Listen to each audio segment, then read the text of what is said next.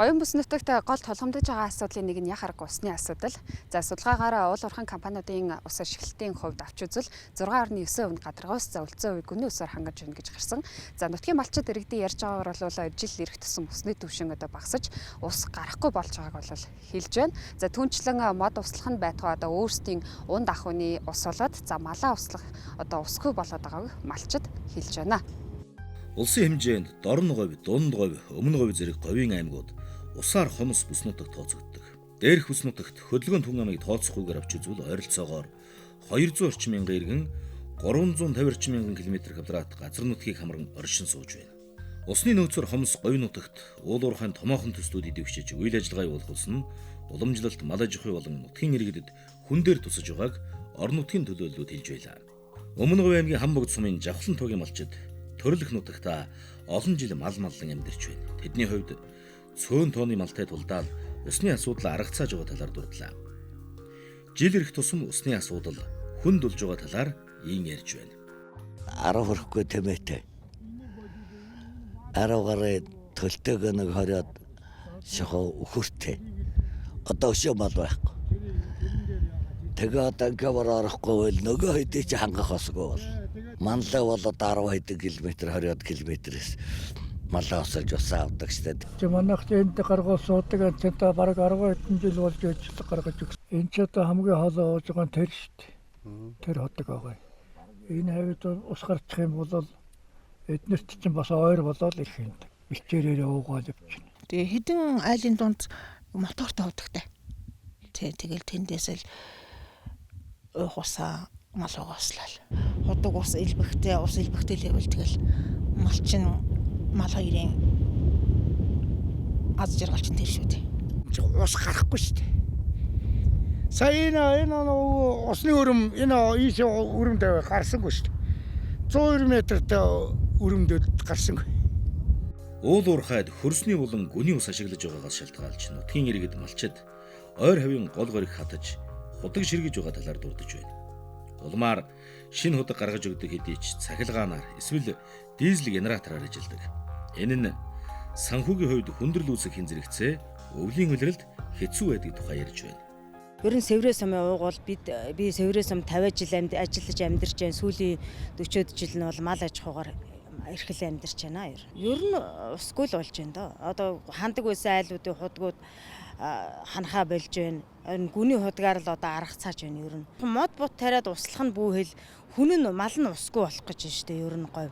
Ойрын 2 жил цаг сайхан байсан болоод бас ч гэж гайгүй сайхан худгууд нь гайгүй устай байна. Энэчлийн хувьд бол усны түвшин дахиад ойшилж байна. Цаг муудаад хур бороо ер нь 2 сараас хойш юм дуссангүй. Бензин ямар үнэтэй байгаа вэ? Мотор бензин хоёр нөгөө гүний урт худгаас чи мотор бензин хоёр тэсэхгүй шүү дээ. Энэ уурхаанууд доогуур нь усын цөлмөөд байгаа болохоор зэрэгэл ингээд ус нь алга болоод байгаа хэл гэ би бодоод байдсан шүү дээ. Хөрсний ус бол доошлсон, усны түвшин доошлсон. Одоо бол ер нь ус тун хэцүү. Гүний усаараа мал аж ахуй хөгжүүлэх ер нь тэгээд хүн ундаал усчгүй одоо болох шатанд л одоо хүрээд байна л гэж ойлгож байна. Өмнө говь аймагт одоо нэг 18 уул уурхайн компани идэвхтэй үйл ажиллагаа явуулж байна. За Алтцис, Нүрс гэдэг тийм. За ер нь бүх уурхай маань бол ус ашиглаж байгаа. За хамгийн өндөр ус ашиглаж байгаа төсөл бол оюутлогын төсөл. За мөн одоо Эрдэнэс 5 толгой энерги ресурс маань бас ус сэргэлж одоо гүний усаар одоо Нүрсийг боловсруулж ангилж байгаа тийм угааж. Тийм. Тэгэхээр усны бол одоо гүний усны асар одоо өндөр хэрэглээтэй. За мөн одоо мэдээж одоо мал аж ахуй бас одоо ус сэргэлж байгаа тийм. Одоо гадаргын усыг бол тэгэхээр цаашид одоо бид энэ уул уурхайн нэмэн өртөг шингээж энэ бүтээгдэхүүнээ үнэтэй боловсруулж одоо зарах нь их чухал. Тэгэхээр заавал ус ашиглах хэрэгтэй тийм үү. Бид бол одоо тодорхой хугацаанд энэ одоо говийн гүний усыг ашиглуулах. За цаашид бол одоо гадаргын усыг хөрөнгөлүүлж одоо говь руу татах. За мөн одоо магадгүй Улаанбаатар хотын одоо тэр сүршлийн саарл усыг ч юм уу тийм одоо зөвшөөрлөх байгууламж энийг бас уул уурхайд ашиглах боломжтой энэ гэсэн одоо эрдэмтдийн судалгаанууд байдаг. Усны хомсдол шалтгаалж малчин иргэдэд дараах асуудлууд үүсдэг тухай хуваалцлаа. Манай аймаг болохоор зэрэг гадаргын усны сүлжээ бол бараг байхгүй гэж хэлж болно. Газрын доорх гүний усаар одоо бараг 98% хэрэглээгээ хангаад явж байгаа бүс нутаг байхгүй. Уул уурхай одоо их үйл ажиллагаа явуулж байгаатай холбоотойгоор одоо малчид маань одоо бэлчээрийн усан хангамжгүй болох, одоо газар нутаг нь уул уурхай нөлөөлөлт өртөөд бэлчээргүй болох, худаг усгүй болох ийм асуудлууд нэлээд гардаг. Хэрлэн гол төсөл, орхон гол төсөл энэ том төслүүдийг бол хэрэгжүүлэх ёстой гэж бодож байгаа. Энэ өөрөө зүгээр ингээд харахад бол энэ зөвхөн говь нутгийн энэ уул уурхай хэрэглээ биш. Энийг дагаад энэ их урт замыг туулж байгаа замыг чинь дагаад экологийн их олон сэргэлтүүдийг хийх боломж бүрдэж байгаа юм. Өмнө Говь аймгийн хэмжээнд оюу толгой, Эрдэнэс 5 толгой, Energy Resource 5 толгой зэрэг 18 уул уурхайн компани үйл ажиллагаа явуулж байна. Эдгээр нь 5-аас 6 зориулалтаар ус ашиглаж төлбөр төлдөг. Жишээ нь уул уурхайд ун давхын зориулалтаар ус ашигласан бол 1 м куб усанд 95.9 төгрөг төлдөг. Зөвхөн ун давхуу дээр гэхэд 95.9 төгрөг ингээд 1 куб усыг тэгж үнэлдэг. Уул уурхайн туслан гүйцэтгэх компани байлаа. Кемпийнх нь хэрэглээ гэхдээ 50,000 төгрөг хүрдгүү. За 15,000 ч юм уу, 20,000 ч юм уу. Иймэрхүү үн ханштай. Ер нь бага экологи эдийн засгийн суур үнэлгээг нь болохоор зэрэг 2011 оны засгийн газрын тогтоолоор батлагдаж ирсэн байхгүй юу. Гэтэл одоо 2026 он энэ хооронд эдийн засгийн өсөлт үзүүлэлт бүр шал өөр болцсон шүү дээ. Өмнө Говь аймгийн хам богд цогццын 3 тэс ноён зэрэг сумд уул уурхайн ус ашиглалтаас шалтгаалж усны нөөцийн хомсдолтой бүс нутаг болох аюул нүүрлээд байгааг албаныхан хэлж байна. Энэ ч утгаар усны нөөц ашигласны төлбөрийг нэмэх, говийг усжуулах зорилго бүхий томоохон төслийг эрчимжүүлэх нь зүйтэй гэсэн юм. Өөрийнхөө ашгийг нэмэгдүүлэхийн тулд усны хэрэглээгээ багасгахын тулд үйл ажиллагаа компаниуд маань үйл ажиллагаа явуулдаг болохын тулд усны үнийг нэмэгдүүлье гэдэг саналыг нэгдүгээр тавьж байгаа. Хоёрдугаарт нь Монгол улсынхаа нийт нутаг дэвсгэрийн хэмжээнд ганцхан усны эрэл хайгуулах ашиглая гэсэн үг огт биш. Хаана нөөц газар байгаа, хаана их хэмжээний ус байна, хаана ямар чанартай ус байна гэдгийг тодруулъя. За 3 дугаарт нь олон жил ярьсан гадрын усны ашиглалтыг нэмэгдүүлье. Говийг усжуулах төслүүд явж байна. Техник эдийн засгийн үндэслүүд хийгдэж байна. Тэгээд хэрлэн тооны техник эдийн засгийн үндэслэлийг оюутлогын компанийн санхүүжилтээр хийгдээд одоо дуусч байна. За өнгө цагаан бурустай бол Монгол улсын төсвөөр хийгдэж байгаа. За энэ ажил маань компани шалгараад ингээд хийж байна. За энэ хоёр төсөл маань ингээд техник эдийн засгийн үндэслэл дуусвал хэрхэн одоо барих, бүтээн байгуулалтын ажил руу орно. Уул уурхай ашигт малтмал олборлтын ус ашиглалтыг авч үзвэл жонш, цайр, халт зэсийн хөдрийн уурхай тэгэхэд 1800 литрээс 16,000 литр хүртэлх хэмжээний ус ашиглаж байна. Малчтын хувьд асуудлыг зүгээр яриад өнгөрөх бус бодит ажил олгоход нэн тэргуунд анхаарч үзхийг хүсэж байсан юм. Нөгөө тэгвэр говь нутагт гол тулгамдж байгаа асуудлын нэг нь цөлжилт болж байна. Манай орны хувьд газар зүйн байршил, их газрын эрс дэс уур амьсгал зэрэгээс хамааран дэлхийн дулаарл уур амьсгалын өөрчлөлтөд эрчимтэй өртөөд байгаа 10 орны нэгт тооцогддог. Улмаар дулааны улирлын хурд хүнсний хэмжээ ихээхэн буурч, хурааших, гандуу болох, цөлжих явц илүү ажиглагдж байна. 2020 оны байдлаар гэхэд цөлжилтийн үнэлгээгээр нийт нутаг дэвсгэрийн 76.9% нь дороотсон. Нутаг дэвсгэрээр нь авч үзвэл Дорн говь, Дунд говь, Өмнө говь, Говь Сүмбэр, Говь Алтай, Баян онгор, Өвөрхөнгай, Төв аймгийн нийт газар нутгийн 50-70% нь цөлжилт газрын дороотолд өртсөн гэж гарчээ. Өмнө Говь аймгийн хэмжээнд авч үзвэл иргэд уул уурхайн үйл ажиллагаатай мөн холбон тайлбарлаж байлаа. За уур амьсгалын өөрчлөлт бол одоо маш их эрчимтэй бол явагдаж байна. За хавар бол ерөөсөө 5 сар хүртэл шуурдаг байсан бол одоо 6 сар хүртэл шуурж байна. За дээрээс нь бол одоо шаршрон шуурга, дээрээс нь одоо шуурга салхины хүч бол одоо маш их хүчтэй болсон. Мод тарихад ер нь хөлөмжийн аж ахуй эрхлэх энэ мод тарих үйл ажиллагаанд бол маш эсрэгээр бол нөлөөлж байгаа. Үүнийг одоо эрдэмтэд ямар судалгаагаар ингээд өмнө говь цөлжээгүү гэж ингээд үгнээд байгаа юм бэ? Цаган яаж сүйдэж байна? Говийн бүсэд биднээс яаж юм хуурай нөхцөлд амьдарч хэцүү байна? Малчид байна, мал байна. Өнөөдөр доогуур шургах ганц ч мод байхгүй. Бороо гэхтэл зундаа нэг ганц 2 удаа ордог. Ийм өндөрлөлттэй, ийм хэцүү байдалд одоо уул уурхай бас нөмрөлдсөн. Ингээд ийм хэцүү байдал байж хахад биднээс бол энэ КОП-той холбоотой энэ орон нутгийн говийн бүсийг ойжуулах, одоо цөлжилтөөс хамгаалах, тэгэл одоо хичнээн их ой тарж ой тарин, мод тарин тэр хэмжээгээр одоо чигшил татах боломжтой. Өмнө Говь аймгийн хэмжээнд цөлжилтийг сааруулахад дараах ажлыг хийж байгаа талаар дурдсан юм. Ер нь бол цөлжилт бол одоо нөхөн сэргээгдэхгүйгээр цөлжсөн талбай бол 17.5% гэж гарсан байдаг. Нөхөн төөжих буюу одоо нөхөн сэргээгдээд ургамал урах хэмжээтэй цөлжсөн талбай бол 48.1 гээд нийтээ 60 гаруй хувь нь Өмнөг Говь аймгийн хэмжээнд цөлжсөн байна гэж судалгаан дээр гарсан байдаг. Цөлжилтийг бууруулах, сааруулах чиглэлээр бол 10 суманд 17 хөв цөөрөн буюу гадаргын усыг хоригдлуулах хөв цөөрмийг бий болгосон. За энэ нь болохоор орон нутгийн төсвийн хөрөнгөөр болон улсын төсвийн хөрөнгөөр хийгдсэн ажлууд маань байж байгаа. Дээрээс нь болохоор тэр бум моттой холбоотой цөлжилтийг сааруулах үндэсний хөтөлбөр дээр орон нутгийн зүгээс болохоор 50 гадалбайнуудыг нэмэгдүүлэхээр хийж хэрэгжүүлсэн байж байгаа. Үүнтэй холбоотойгоор болохоор Өмнөг Говь аймгийн 70 сая мод тэр бум моттой холбоотойгоор 70 сая мод амлаа авсан байдаг. За үүний зэрэгцээгээр 2025 онд 2 сая 471 ширхэг модыг тарьж ургуулсан байгаа. 2025 оны одоо бүх нийтийн мод тарилтаар нийт 2 сая 471 мянган гаруй модыг тарьж ургуулсан байж байгаа. Дээр дурдсанчлан Өмнөг Говь аймгийн хэмжээнд 20 орчим уул уурхайн компани үйл ажиллагаа явуулж байгаагийн нэг нь цогццын сумдах 5 толгой компани.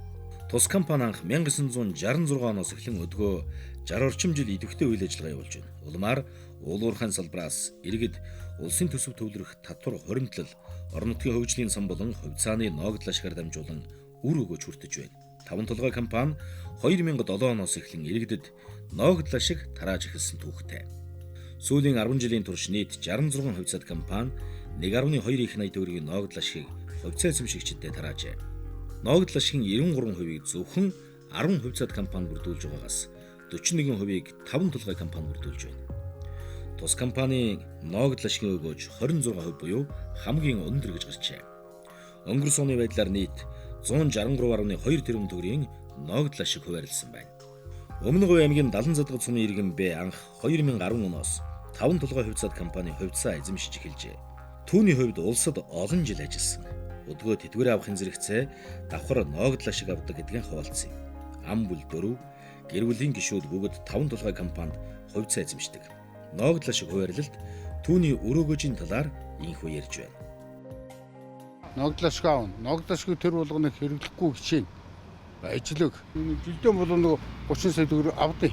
Бид нар шиг гартаар ингээд 5 төгрөг хаар зөв засцуулаад байгаа энэ мэдхүү өрчдөг штэ тий. Тэгэхээр тэр биднээс хармалж хадгалж өгдөг байхгүй юу? Бид нар замбраагүй үрэлтээс хадгалж өгдөг. Тэгээд дараа нь бид нар ч өрөөхөд ажлын нэртэй бас бидний төгрөг үлдээх хэмтэл амьдардаг болсон ч үү энэ хүн гэдэг амт чинь. 5 толгой компани 1.5 их найт төгрөгийн зах зээлийн үнэлгээтэй. Хөрөнгийн бирж хамгийн өндөр үнэлгээтэй компаниудын нэг. 13 дахь жилдээ топ 100 аж ахуйн нэгжээр шалгарчээ.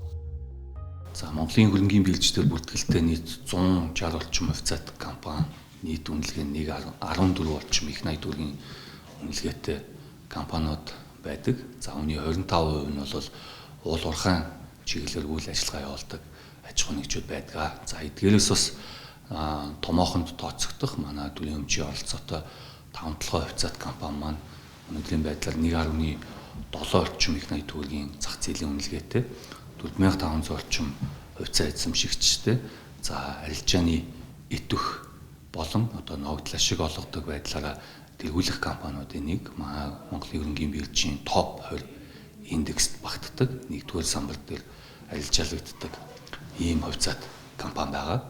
За 5 толгой хувьцаат компанийн хувьд бол засаглалын болоод санхүүгийн тайлагналын стандартаа хангаж цаг тухайд нь хөрөнгө оруулагчдаа тайлагнаж явдгаараа бас их давуу талуудтай байдаг. 2023 оноос хойш 5 толгой хувьцаат компани Монголын хөрөнгийн биржээр дамжуулж бас экспортын бүтээгдэхүүний арилжаагаа хийж байгаа. 5 толгой компани хувьцаа эзэмшлийн байдлыг авч үзвэл 51% нь орон нутгийн өмч Өмнөг Говь аймаг, 49% нь бусад хувьцаа эзэмшигчид байна. 2025 онд $727.4 тэрбум төгрөгийн борлуулалтын орлоготой ажиллаж, улс болон орон нутгийн төсөвт нийт 220.5 тэрбум төгрөг төвлөрүүлжээ. 2000 оноос хойш ногдол ашиг төвлөрөж эхэлсэн байна. За ингээд 25 оны 25 хүртэл бол нийт 20 гаруй жилийн хугацаанд 24 жилийн хугацаанд бол нийт 833 тэрбум төгрөгийг зөвхөн ногдол ашиг болгож орон нутгийн төсөв төвлөрүүлсэн байна гэж шилдэг татвар төлөгч гэдэг одоо энэ статустай олон жил явж байна. Тэгэхээр татварын хувь хэмжээ бол өндөр байдаг, улстай бол орон нутгатаа өндөр. Нөгөө талаас манай 5-7 компани бол 5-7 бүлэг ордын одоо уган компани. Нөгөө талаас бол 5-7 одоо бусад уурхаануудтайгаа бас үйл ажиллагааны хувьд уйлдаж явдаг. Эрдэнэс 5-7 одоо лицензийн яг талбай дотор ингээд байдаг, оршиж байдаг учраас уулуурхай үйл ажиллагаа бусад одоо компаниудаа уйлдаж явдаг. За энэ уйлдааг сайжруулах, энэ уйлдаа зөв менежментийг цаашид ингээд бид нар маш олон талаас нь бол анхаарч, ялангуяа одоо компани удирдлагууд, хувьцаа эзэмшигчдад төлөөлөл удирдах зөвлөл, за тэгээд аймгийн орон нутгийн удирдлагууд энэ тал дээр хамтарч ажиллаж байгаа. Тус компани 1966 оноос идэвхтэй ажиллаж эхэлсэн бол 1995 оноос орон нутгийн өмч давамгайлсан хувьцаат компани болсон түүхтэй. Ногдлоо шиг хуваарлтыг авч үзвэл анх 2007 оноос эхлэн өгөөж хүртээсэн. Жишээлбэл 2007 онд Өмнөговь аймагт 4.9, бусад хувьцаа эзэмшигчдэд 4.7 тэрбум, нийт 9.6 тэрбум төгрөгийн ногдлоо шиг хуваарлжээ. Харин хамгийн өндөр буюу 2024 онд хамгийн их ногдлоо шиг тараасан. Тодорхойлбол Өмнөговь аймагт 186.9 тэрбум, бусад хувьцаа эзэмшигчдэд 176.6 тэрбум төгрөгийн, нийт 363.5 тэрбум төгрөгийн өгөөж хүртээжээ. Ингэхдээ цэвэр ашгаасаа нэгж хувьцаанд 6960 төгрөг тооцсон ногдлоо шиг хуваарлсан байна. За манай компани хувьд бол орон нутгийн одоо өмчтэй гэдгээр юм бол онцлогтой. За бидний одоо үйл ажиллагааны ашиг орлого ногдлоочгууд нэгдүгээр хувьцаа эзэмшигчдэр орон нутгийн одоо өмчийн эздэд энэ компани өргөөжийг аль болохоор бас хүргэх. Бид нар бол аль болохоор одоо энэ төсвийн хэмнэлттэй үр ашигтай ажиллах ийм л үндсэн зорилгоодыг баримталж ажилладаг. За өнгөрсөн хугацаанд бол одоо Өмнөговь аймгийн одоо хөгжил дэвшил, Өмнөговь аймгийн одоо сургууль цэцэрлэгэл, нийгмийн олон асуудлуудыг шийдэхэд бол манай компани одоо нөлөө үр ашиг бол үнэтэй бас байр суурь ажиллаж, үр дүн бол гаргаж ингэж ажилладаг ийм компани. Улс орны төсөвт бол одоо бас хөгжил дэвшлийн одоо нэг тулгуур хүчнүүдийн нэг болж ажилладаг ийм компани гомаа. 5 толгой хувьцаат компаниас гадна Эрдэнэс 5 толгой компани ногдлоо шиг тараадаг. Тус компани 2010 оны 12 дугаар сарын 23-ны өдрөөс эхлэн идэвхтэй үйл ажиллагаа явуулсан юм. 2025 онд 27.6 сая тонн үрс борлуулж 1.7 тэрбум Америк долларын орлого олж, улсын болон орон нутгийн төсөвт 1.6 их найт төгрөгийн албан татвар төлбөр хураамжийг төвлөрүүлжээ. Ингэхдээ 1.1 их найт төгрөгийн цэвэр ашигтай ажилласан байна. Өдгөө нийт 12 тэрбум хувьцаатай эзэмшлийн байдлыг авч үзвэл 73.5%-ийн төр, 26.4%-ийг иргэн, тэг 11%-ийг аж ахуйн нэгж эзэмшдэг. Иргэдэд 2012 оноос эхлэн Эрдэнэс 5 толгой компани 1072 ширхэг хувьцаа эзэмшүүлсэн. Эрдэнэс 5 толгой компани 2025 оны цэвэр ашиг 1.1 их найт төгрөг. Ногдлоо шиг тэг 1.8 их найт. Нэгж хувьцааны ногдлоо шиг 65.55 төгрөг байна. 2025 оны 3 дугаар тогтоолоор 2024 оны цэвэр ашигын 86.6%-ийг буюу нэгж хувьцаанд 326.5 төгрөгийн, нийтдээ 3 тэрбум 918 сая төгрөгийн ногдлоо ашгийг олгохоор шийдвэрлэжээ. Үүнээс төр ногдох ногдлоо шиг 2 тэрбум 879.8 сая төгрөг, иргэд аж ахуйн нэгжид ногдох ногдлоо шиг 1 тэрбум 38.2 сая төгрөг байна. Иргэдэд олгох ногдлоо ашгийг 3 үе шаттайгаар олгохоор шийдвэрлсэн бөгөөд 1072 хувьцаатай нэг иргэнд татварын дараах дүнгээр 2024 оны 12 дугаар сард 121,500 төгрөг, 2025 оны 2 дугаар сард татварын дараах дүнгээр 100,600 төгрөг, 2025 оны 4 дугаар сард татварын дараах дүнгээр 93,499 төгрөг, нийтдээ татварын дараах дүнгээр 315,700 төгрөгийн ногдлоо ашиг олгожээ.